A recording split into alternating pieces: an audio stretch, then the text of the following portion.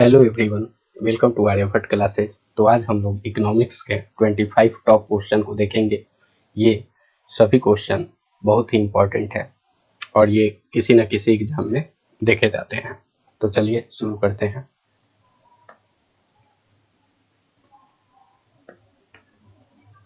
तो सबसे पहला क्वेश्चन है, आधुनिक अर्थशास्त्र का जनक किसे कहा जाता है? तो याद रखिएगा, आधुनिक अर्थशास्त्र का जनक एडम स्मिथ को कहा जाता है।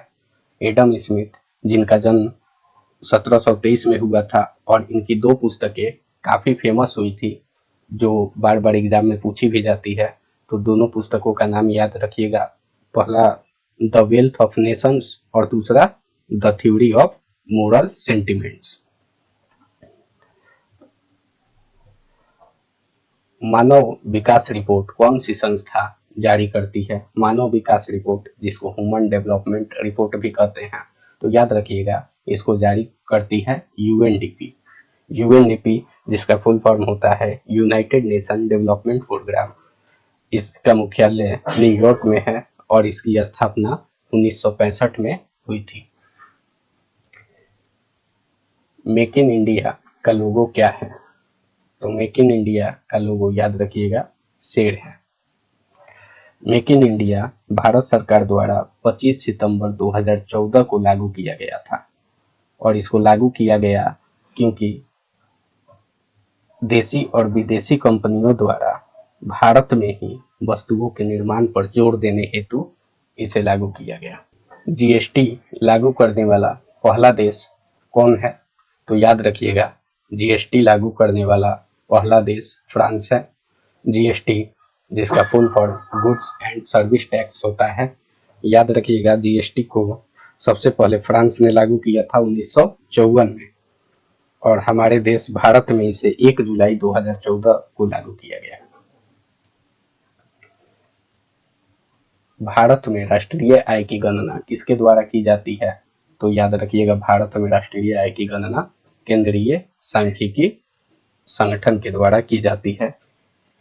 केंद्रीय सांख्यिकी संगठन जिसकी स्थापना 1951 में की गई थी और इसका हेडक्वार्टर नई दिल्ली में है। और हम लोग सीएसओ दिवस 29 जून को ही मनाते हैं। सीएसओ दिवस, सीएसओ इसका शॉर्ट फॉर्म होता है, सीएसओ का मतलब होता है सेंट्रल स्टैटिकल ऑर्गेनाइजेशन।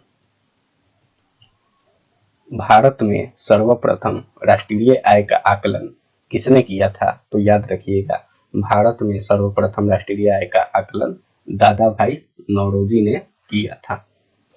दादा भाई नौरोजी को हम लोग grand old man of India के नाम से भी जानते हैं। अगला क्वेश्चन, निम्नलिखित में कौन भारत का केंद्रीय बैंक है? तो याद रखिएगा, भारत का केंद्रीय bank reserve bank of India है। रिजर्व बैंक ऑफ इंडिया जिसकी स्थापना 1 अप्रैल 1935 में हुई थी और स्थापना जब हुई थी तब इसका हेडक्वार्टर कोलकाता में था, लेकिन वर्तमान में इसका हेडक्वार्टर मुंबई में है। राष्ट्रीय किसान उद्योग का मुख्यालय कहाँ है? तो याद रखिएगा, राष्ट्रीय किसान उद्योग का मुख्यालय नई दिल्ली में है।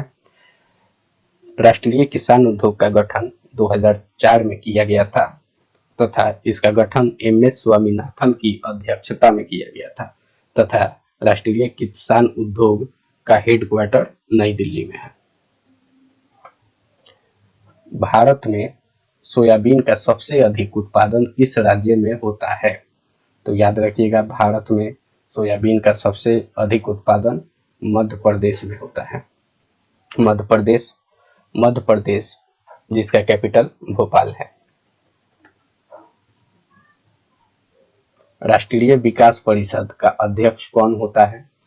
तो याद रखिएगा, राष्ट्रीय विकास परिषद का अध्यक्ष प्रधानमंत्री होता है। राष्ट्रीय विकास परिषद जिसकी स्थापना 6 अगस्त 1952 को हुई थी। योजना आयोग की स्थापना कब हुई थी? तो याद रखिएगा, योजना आयोग की स्थापना 15 मार्च 1950 को हुई थी। योजना आयोग का अध्यक्ष कौन होता है? तो याद रखिएगा, योजना आयोग का अध्यक्ष प्रधानमंत्री होता है और इसका नया नाम नीति आयोग है। 13 अगस्त को इसे खत्म कर दिया गया था और इसके जगह नीति आयोग का गठन किया गया था। भारतीय अर्थव्यवस्था के उदारीकरण के अग्रदूत किसको कहा जाता है? तो याद रखिएगा, डॉक्टर मनमोहन सिंह को उदारीकरण का अग्रदूत भी कहा जाता है। ये पहले प्रधानमंत्री भी रह चुके हैं भारत के। 1951 में नरसिंह राव की कांग्रेस सरकार में वित्त मंत्री के तौर पर डॉक्टर मनमोहन सिंह ने निजीकरण का राह प्रशस्त की और भारतीय बाजार को खोल दिया। इस कारण इनको उदारीकरण का अग्रदूत कहा गया है। भारत में पहली बार बैंकों का राष्ट्रीयकरण कब हुआ था? तो याद रखिएगा, भारत में पहली बार बैंकों का राष्ट्रीयकरण 1969 में हुआ था। इंपीरियल बैंक की स्थापना किस वर्ष की गई थी? 27 जनवरी 1921 को की गई थी। 1921। वेल्थ ऑफ नेशन पुस्तक के लेखक कौन है? वेल्थ ऑफ नेशन पुस्तक के लेखक एडम स्मिथ हैं। भारत में न्यूनतम मजदूरी अधिनियम कब लागू हुआ? तो याद रखिएगा, भारत में न्यूनतम मजदूरी अधिनियम 1948 में लागू हुआ। न्यूनतम मजदूरी अधिनियम संसद द्वारा पारित किया गया, जो कुशल और अकुशल श्रमिकों को दी जाने वाली मजदूरी का निर्धारण करता है।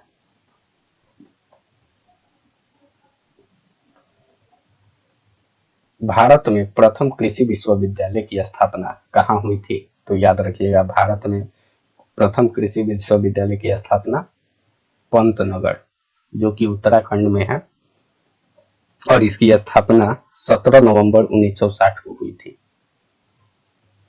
भारत में मौद्रिक नीति किसके द्वारा बनाई जाती है? तो याद रखिएगा, भारत में मौद्रिक नीति भारतीय रिजर्व बैंक आरबीआई के द्वारा बनाई जाती है। निम्नलिखित में से कौन भारत में शेयर बाजार के कार्य को नियंत्रित करता है? तो याद रखिएगा, शेयर बाजार को नियंत्रित कौन करता है? सेबी। सेबी, जिसका हेडक्वार्टर मुंबई में है और इसकी स्थापना 12 अप्रैल 1992 को हुई थी। सेबी का फुल फॉर्म होता है securities and exchange board of India. क्षेत्रीय ग्रामीण बैंक किसके द्वारा प्रायोजित होते हैं? तो याद रखिएगा, जो भी कमर्शियल बैंक होते हैं उनके द्वारा क्षेत्रीय ग्रामीण बैंक को प्रायोजित हो। क्षेत्रीय ग्रामीण बैंक किसके द्वारा प्रायोजित होते हैं?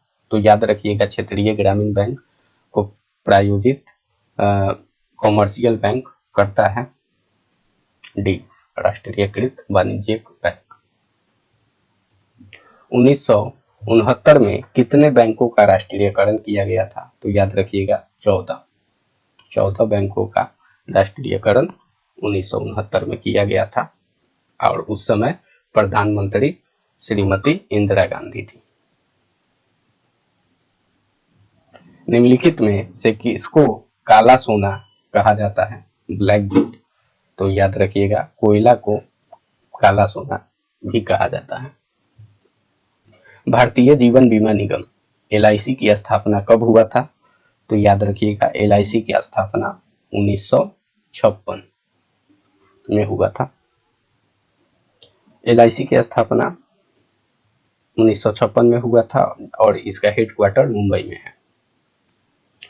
Federal reserve bank, federal reserve bank याद रखिएगा, कौन सा बैंक? फेडरल रिजर्व बैंक किस देश का केंद्रीय बैंक है? तो यह संयुक्त राज्य अमेरिका का केंद्रीय बैंक है और इस बैंक का हेडक्वार्टर वाशिंगटन DC में है और इसका स्थापना 23 दिसंबर 2013 को हुआ था। तो हम लोग 25 क्वेश्चन कर चुके हैं, अब हम लोग उसको रिवीजन करेंगे। तो सबसे पहला क्वेश्चन था, आधुनिक अर्थशास्त्र का जनक किसे कहा जाता है? तो याद रखिएगा, अल्फ्रेड मार्शल को कहा जाता है। नेक्स्ट, मानव विकास रिपोर्ट कौन सी संस्था जारी करती है? तो मानव विकास रिपोर्ट यूएनडीपी जारी करती है। मेक इन इंडिया का लोगो क्या है? तो शेर मेक इन इंडिया का लोगो है। जीएसटी लागू करने वाला पहला देश कौन है? तो फ्रांस जीएसटी लागू करने वाला पहला देश है। भारत में राष्ट्रीय आय की गणना किसके द्वारा की जाती है? तो केंद्रीय सांख्यिकी संगठन के द्वारा राष्ट्रीय आय की गणना की जाती है। भारत में सर्वप्रथम राष्ट्रीय आय का आकलन किसने किया था? तो दादा भाई नौरोजी ने राष्ट्रीय आय का आकलन किया था। निम्नलिखित में से कौन भारत का केंद्रीय बैंक है? तो रिजर्व बैंक ऑफ इंडिया। राष्ट्रीय किसान उद्योग का मुख्यालय कहाँ पे है? तो नई दिल्ली में है। भारत में सोयाबीन का सबसे अधिक उत्पादन किस राज्य में होता है? तो मध्य प्रदेश में होता है। राष्ट्रीय विकास परिषद का अध्यक्ष कौन होता है? तो प्रधानमंत्री होता है। योजना आयोग की स्थापना कब हुई थी? तो योजना आयोग की स्थापना याद रखिएगा 15 मार्च 1950 को हुई थी। भारतीय अर्थव्यवस्था के उदारीकरण का अग्रदूत किसको कहा जाता है? तो डॉक्टर मनमोहन सिंह को कहा जाता है। भारत में पहली बार बैंकों का राष्ट्रीयकरण कब हुआ था? तो 1969 में 14 बैंकों का राष्ट्रीयकरण किया गया था। इंपीरियल बैंक की स्थापना किस वर्ष की गई थी? तो 1921 में की गई थी। वेल्थ ऑफ नेशंस पुस्तक के लेखक कौन है? तो एडम स्मिथ हैं। भारत में न्यूनतम मजदूरी अधिनियम कब लागू हुआ? तो 1948 में लागू हुआ। चेन्नई समिति किससे संबंधित है? तो कर सुधार से संबंधित है। भारत में प्रथम कृषि विश्वविद्यालय की स्थापना कहाँ हुई थी? तो पंतनगर में हुई थी, जो कि उत्तराखंड में है। भारत में मौद्रिक नीति किसके द्वारा बनाई जाती है? तो भारतीय रिजर्व बैंक के द्वारा बनाई जाती है तथा लागू भी की जाती है। निम्नलिखित में से कौन भारत में शेयर बाजार के कार्य को नियंत्रित करता है? तो सेबी। क्षेत्रीय ग्रामीण बैंक किसके द्वारा प्रायोजित होते हैं? तो जो भी कमर्शियल बैंक होते हैं उनके द्वारा इनको प्रायोजित किया जाता है। 1969 में कितने बैंकों का राष्ट्रीयकरण किया गया था? तो 14 बैंकों का किया गया था। निम्नलिखित में से किसको काला सोना कहा जाता है? तो कोयला को काला सोना कहा जाता है।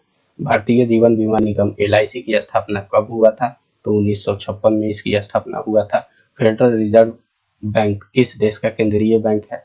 तो USA का, संयुक्त राज्य अमेरिका का यह बैंक है। तो आप लोगों का बहुत बहुत धन्यवाद हमारा यह वीडियो देखने के लिए।